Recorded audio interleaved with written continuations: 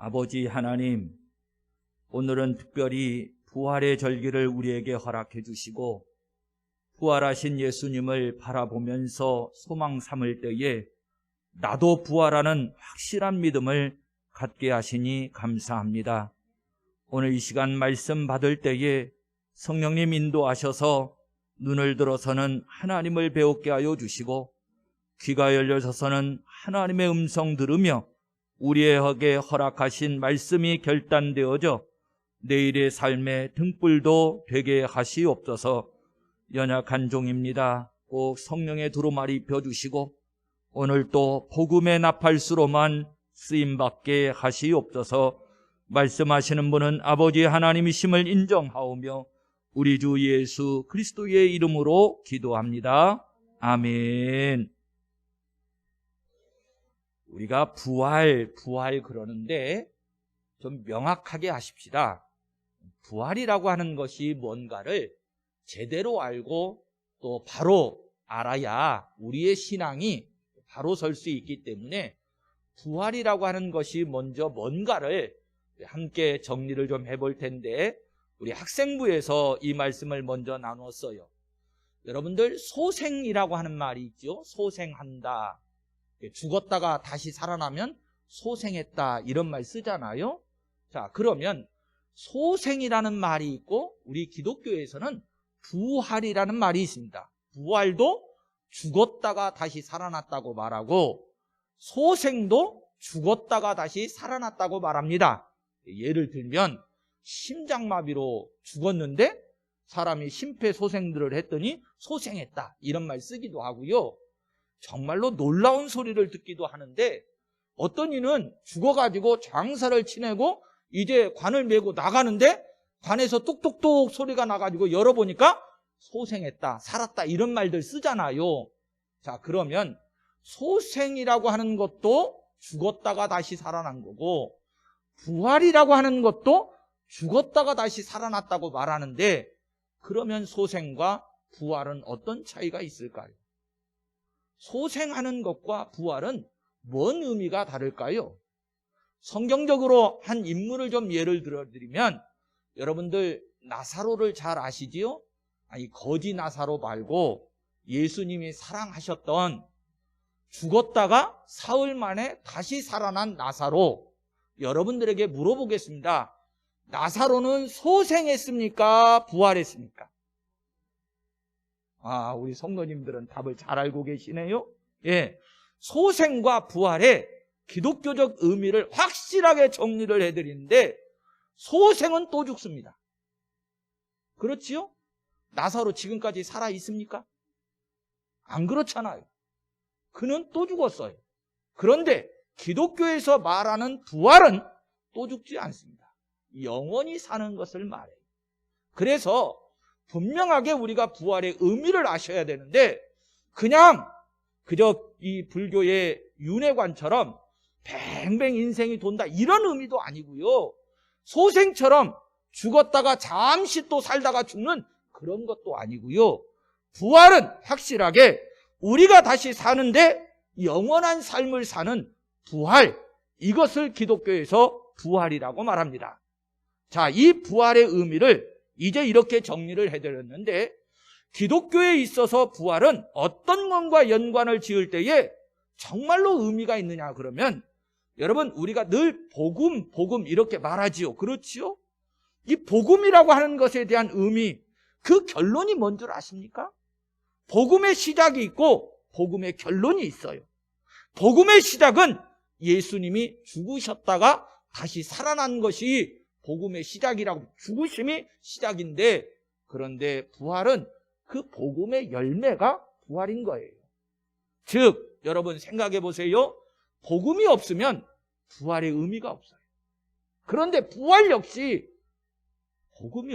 복음 역시 부활이 없으면 무의미한 겁니다. 복음에는 반드시 열매가 맺어지는데 그것이 부활의 열매로 맺어졌을 때 그럴 때 참된 의미를 가져요. 오늘 이제 말씀을 통해서 좀 정리를 간단히 해볼 터인데 특별히 이제 고린도전서 15장을 보셨는데 오늘 새벽 시간에 나왔던 분들은 확실하게 정리가 될 것 같아요. 제가 말씀을 준비하고 전하려고 하면서 고민을 많이 했어요. 새벽 시간에 나눴던 말씀을 낮 예배 시간에 나누어야 될까? 오늘 이 말씀 함께 나눌 것을 새벽 시간에 먼저 전해야 될까 고민을 했습니다. 부활을 믿는 자는 어떤 삶을 살아야 될까라고 하는 것이 새벽 시간의 말씀이었거든요. 그러니까 부활을 먼저 설명을 드리고 부활을 믿는 자는 이렇게 살아야 된다라고 하는 말씀이 결론이 돼야 되는데 제가 고민하다가 새벽 시간에 먼저 말씀을 나누고 오늘은 부활의 의미를 확실하게 정리를 해보려고 합니다. 자, 고린도전서 15장에 별명이 하나 있어요. 부활장이라고 부릅니다. 왜 그러냐면 성경 전체적으로 볼 때에 고린도 15장이 정말로 확실하게 논리정연하게 이 부활을 잘 정리를 했거든요. 특별히 12절에 보시면 너희 중에서 어떤 사람은 어찌하여 죽은 자 가운데서 부활이 없다 하느냐라고 하는 말씀을 하는데 바울 사도가 이 고린도전서 15장을 이렇게 부활을 논리정연하게 잘 정리해서 전하게 된 이유가 뭐냐? 부활이 없다고 말하는 사람들 때문에 부활은 확실하다. 이것을 전하기 위해서 정리를 한 거예요. 그리고 또 한 가지 좀 생각해 볼 것은 고린도전서가 16장까지 있거든요. 그러니까 15장은 거의 마지막 장인데 성도 여러분 생각해 보세요. 1장부터 시작해서 이 마지막에 이르기까지 왜 부활을 먼저 이렇게 확실하게 우리에게 전해주지 않고 뒷부분에 결론 부분에까지 와서 전하게 되었는가라고 하는 이 부분인데요. 먼저 이 고린도전서의 구도가 얼마나 논리정연하게 우리에게 확실하게 복음을 심어주고 있는가라고 하는 것을 확인해 보려고 하는데 1장 18절 말씀에 가보면 십자가의 도가 멸망하는 자들에게는 미련한 것이요 구원을 받는 우리에게는 하나님의 능력이라 이렇게 말씀을 하면서 시작을 해요. 자, 십자가의 도 결국 뭘 말하고 시작을 하고 있지요? 예수님의 죽으심, 그리스도의 죽으심으로 시작을 해서 이 15장에 와서 20절에 그러나 이제 그리스도께서 죽은 자 가운데서 다시 살아나사 잠자는 자들의 첫 열매가 되셨도다 그러면서 부활로 마치고 있어요.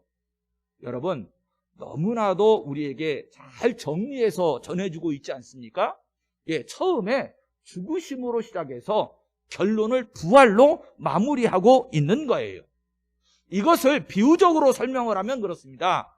복음, 예수님의 십자가의 죽으심이 씨를 심는 것 같이 심기워졌다고 그러면 부활은 이제 열매를 거두고 있는 것처럼, 즉 부활은 열매로서 우리에게 주어지는 것으로 확실하게 정리를 하고 논리정연하게 말씀을 주고 있습니다.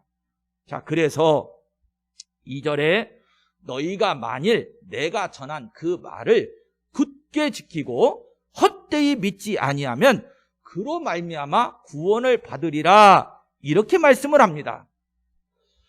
이 말씀의 뜻은 그런 거예요. 십자가의 도를 믿는다고 하면서도 만일 부활을 부정한다고 그러면 헛되이 믿는 것이다. 복음을 부정하는 것이다. 그런 뜻이에요. 그러니까 결국 이런 겁니다. 여러분 십자가와 부활은 복음과 부활이라고 하는 것은 반드시 같이 가야 됩니다. 뗄래야 뗄 수 없는 거예요. 즉 부활이라고 하는 것을 별도로 정리해서 전하는 게 아니고 복음이라고 하는 큰 틀 속에 무엇이 들어있느냐? 십자가의 죽음이라고 하는 것과 다시 사는 부활이라고 하는 것이 이 복음이라고 하는 큰 틀 속에 함께 들어가 있는 겁니다. 그런데 저나 여러분들도 좀 돌아보셔야 하는데 이미 초대교회 속에는 성경 말씀을 통해서 유추해 보면 예수님은 믿는다고 말하면서도 죽은 자가 어떻게 다시 살아? 이러면서 부활을 부정하는, 믿지 못하는 그런 자들이 있었다는 거예요. 그러면 결과적으로 예수를 바르게 믿는 거냐? 아니요. 바울 사도가 안타까운 심정으로 말합니다. 헛된 믿음이야. 헛되이 믿는 거라고 그렇게 말씀을 하고 있어요. 십자가의 은혜는 알겠다는 거예요.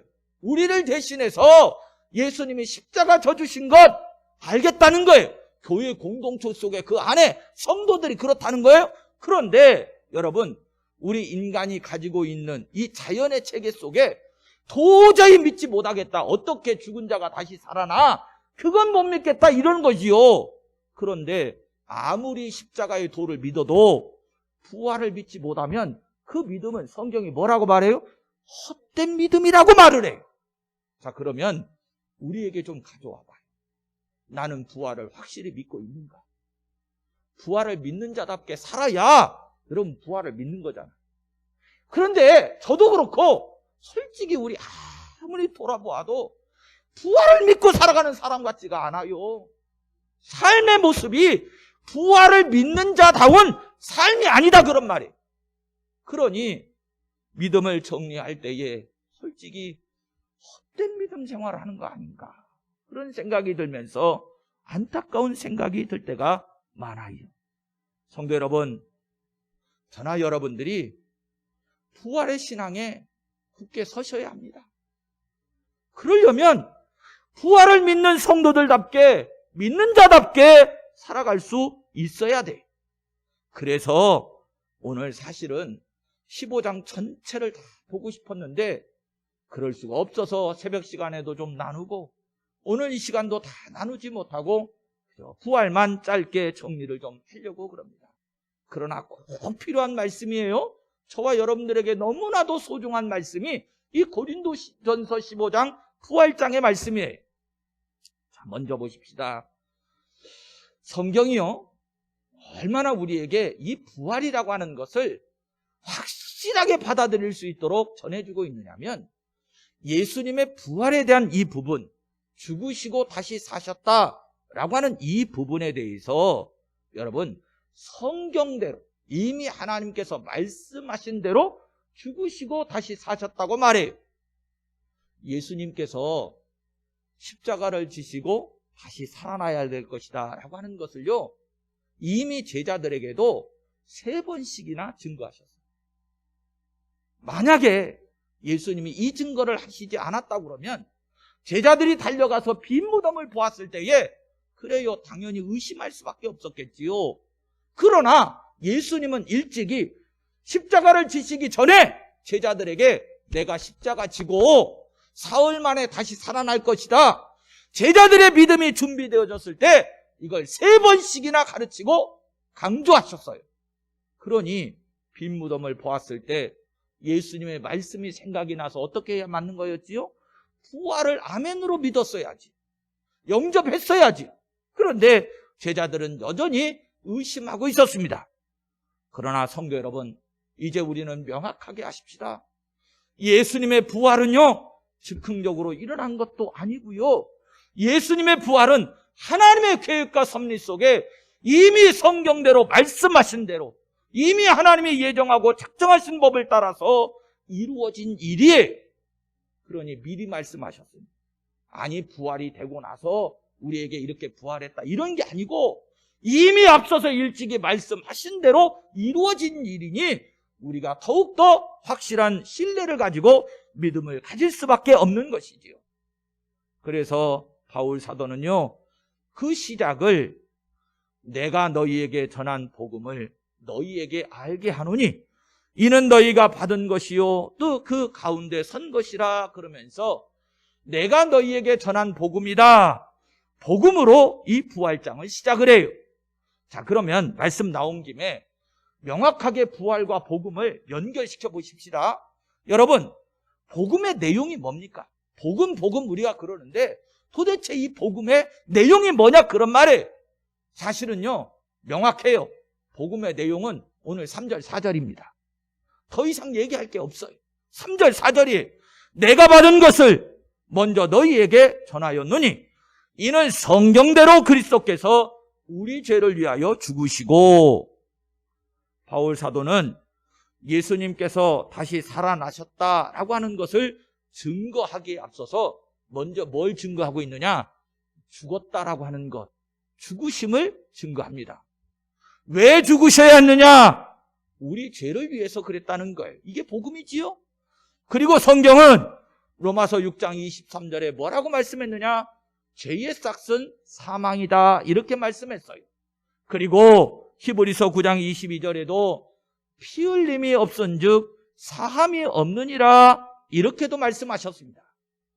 그러니까 짧게 정리할 수밖에 없어서 안타깝기는 한데, 여러분, 예수님이 우리 죄를 위해서 대신 죽으셨다, 이게 복음 아닙니까? 그렇지요. 자, 그런데 죽으심으로 끝이 났느냐? 아니에요. 4절에 보니까 장사 지낸 바 되셨다가 성경대로 사흘 만에 다시 살아나셨다, 이렇게 다시 강조를 합니다. 죄의 값이 죽음이지요. 그런데 예수님께서 우리 죄를 위해서 죽어주셨다는 겁니다. 그러니 우리 죽음의 문제는 예수님이 대신 죽어주셨으니 해결된 거지요. 그렇다면 다시 살아나셨다라고 하는 것은 어떤 의미가 있는가? 부활에는 어떤 의미가 있는가? 성경대로 확인을 좀 시켜드리겠습니다. 부활의 의미에 대해서 말씀을 드리는 거예요. 성경이 말씀하고 있는 부활의 의미를 큰 틀 속에서 4가지로 말씀을 드릴 수 있는데, 정말로 중요한 내용이니까 잘 좀 담아두세요. 부활의 의미 4가지. 성경에서 말씀하고 있는 부활의 의미 4가지입니다.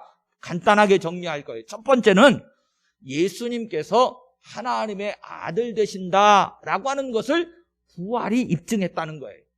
로마서 1장 4절에 성결의 영으로는 죽은 자들 가운데서 부활하사 능력으로 하나님의 아들로 선포되셨으니 곧 우리 주 예수 그리스도시니라, 이렇게 말씀해요. 자, 성경이 하나님의 아들로 증거된 것에 대한 그 근거를 뭘로 들고 있다고요? 부활하사, 죽은 자 가운데서 부활하사 하나님의 아들로 선포되셨으니, 부활하신 것을 보니 당신은 하나님의 아들이시군요, 이랬다는 거예요. 이게 첫 번째 부활의 중요한 의미입니다. 두 번째는 우리의 죄가 다 해결되었다라고 하는 증거예요.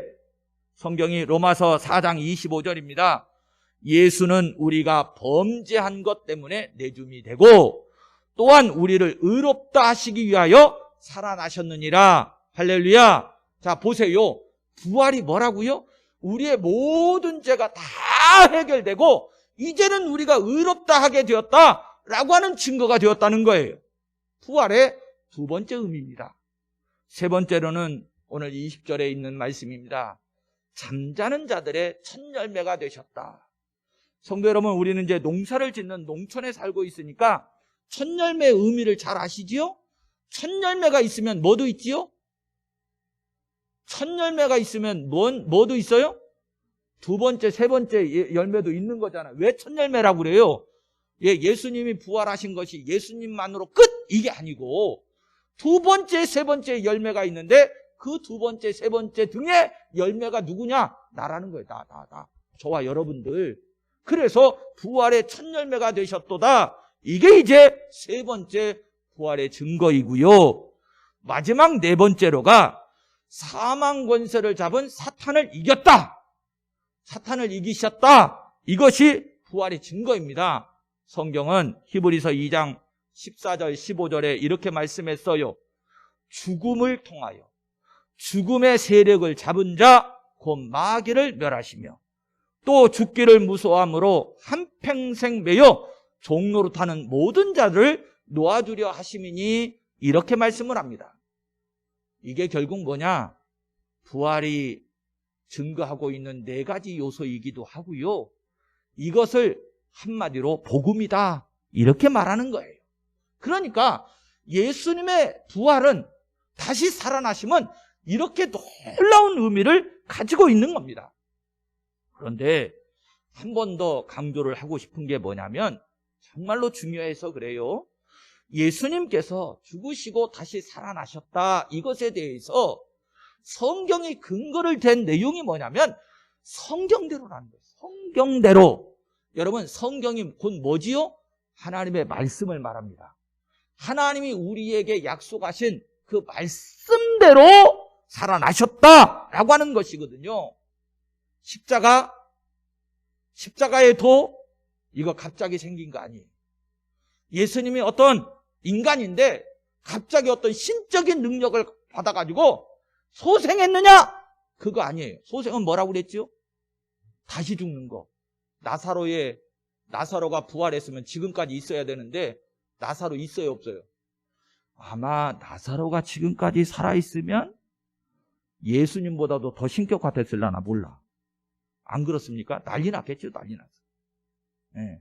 그런 소생이 아니에요. 예수님은 갑자기 되어진 게 아니고요. 성경대로 이미 하나님께서 말씀하신 대로 그 증거가 부활이라는 거예요. 그냥 부활이 아닌 겁니다. 여기에 대한 성경의 증언도 많거든요. 제가 한두 구절만 읽어봐 드릴게요. 일단 우리가 고린도전서를 읽으셨으니까 고린도전서 2장 7절 말씀에 가면 오직 은밀한 가운데 있는 하나님의 지혜를 말하는 것으로서 곧 감추어졌던 것인데 하나님이 우리의 영광을 위하여 만세전에 미리 정하신 것이다, 이렇게 말씀해요. 보세요. 만세전에 이미 하나님께서 정해놓은 대로 됐다고 그러지요. 사도행전 2장 23절에 가보면 베드로의 설교 가운데 나오는데 그가 하나님께서 정하신 뜻과 미리 아신 대로 내준 바 되었거늘, 그러면서 하나님께서 이미 정하신 뜻을 따라서 성경대로지요. 한 구절만 더, 로마서 1장 2절에 가보시면 이 복음은 하나님이 선지자들을 통하여 그의 아들에 관하여 성경에 미리 약속하신 것이라. 명확하시지요? 예, 이미 성경대로 이 일이 이루어졌다는 것입니다. 이게 초대교회의 고린도교회 성도들이 받은 복음이고요. 그 가운데 이 복음의 진리 가운데 그 초대교회 성도들이 선 복음이었어요. 그러면 저나 여러분들은 정말로 이 복음 가운데 바로 서 있는 것입니까?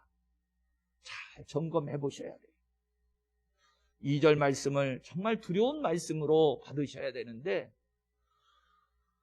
왜냐하면 너희가 만일 내가 전한 그 말을 굳게 지키고 헛되이 믿지 아니하면 그로 말미암아 구원을 받으리라, 이렇게 말씀하고 있기 때문에 그래요.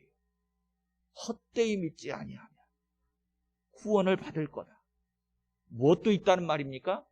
헛된 신앙도 있다는 거예요. 그래서 저나 여러분들이 두려움 가운데 받으셔야 돼요. 바울 사도는 이렇게도 저나 여러분들에게 견책합니다. 고린도 후서 13장 5절 말씀에 가보면 너희는 믿음 안에 있는가? 다시요. 너희는 믿음 안에 있는가? 너 자신을 시험하고 너희 자신을 확증하라. 다시 두려운 마음으로 다시 읽어드릴 테니까 가슴판에 새기세요. 너희는 믿음 안에 있는가? 너희 자신을 시험하고 너희 자신을 확증하라. 예수 그리스도께서 너희 안에 계신 줄을 너희가 스스로 알지 못하느냐? 그렇지 않으면 너희는 버림을 받은 자니라, 이렇게 말씀합니다. 왠지 말씀이 무거워진 것 같아서 죄송해요. 부활절이 우리 기독교의 가장 큰 축제고 기쁨의 절기인데 헛된 부활절이 되지 않았으면 싶어서 이렇게 말씀을 간절히 나누었어요. 사랑하는 성도 여러분, 정말로 이 시간만큼이라도 우리 부활절의 의미를, 참된 의미를 되새겨 보시기 바랍니다. 부활절이요, 우리 기독교 신앙의 뿌리입니다. 저나 여러분들의 부활이 우리 믿음의 뿌리라는 것, 이거 잊어버리지 마세요. 알지 못하고 믿는 것을 제가 계속 강조를 해요. 맹목적인 신앙이라고. 오늘 성경은요, 헛된 믿음이라고 말해요. 알지 못하고 믿으면 헛된 믿음이에요. 오늘 이 시간, 짧은 시간, 부활의 의미를 저와 여러분들이 함께 나누었는데 이 말씀을 잘 알고 묵상하시고 헛된 믿음이 아니고 나의 부활로 영접하고 반드시 승리하는 성도들이 되시기를 예수님의 이름으로 축원합니다. 아멘.